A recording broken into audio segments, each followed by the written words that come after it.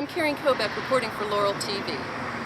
You may not know about the treasure that's tucked behind the Laurel Presbyterian Church off of Sandy Spring Road, but I was able to catch up with the master gardeners and residents of the Laurel Community Garden to let them tell you in their own words what is so special about this organization.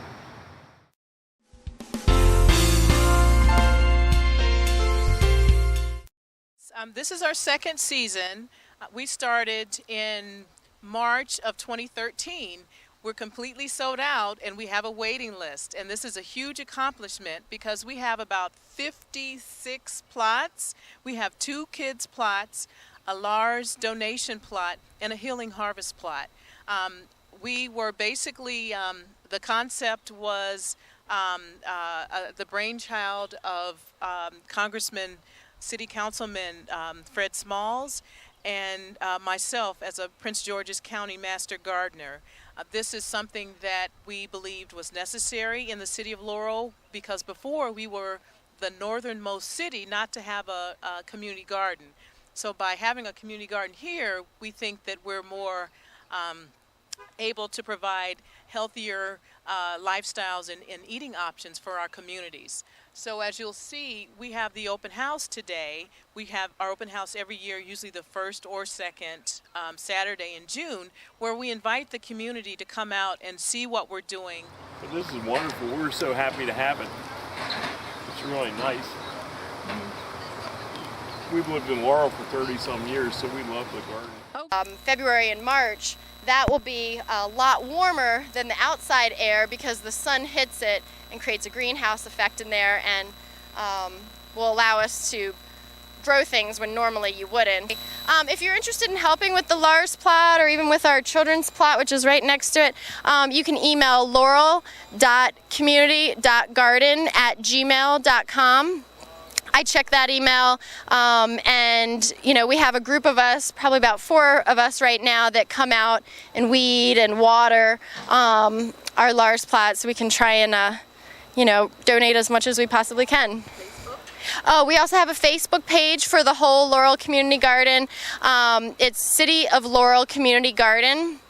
If you look for us there, we'll post some of our work days, we'll post our open house that we had today, we'll also post pictures of the garden throughout the growing season, and sometimes we have classes with the PG Herbal Society or other local organizations that are all related to healthy eating or gardening. We'll also share that information with people. I am putting in some very colorful marigolds. I unfortunately had planted seed marigolds and left them out during the pouring rain, and the seeds washed away. So I stopped at my local hardware store, and this was the last little marigold that was there. Some of the heads were leaning over, some of the branches were broken, and through meditation and a pep talk, you see that they've revived themselves. Very, very happy about that. And I think they like being here in the garden as well, because I'm sure if I had these at home, they would be goners. They'd be buried, and not in a good way. So I'm getting some color in to attract the butterflies and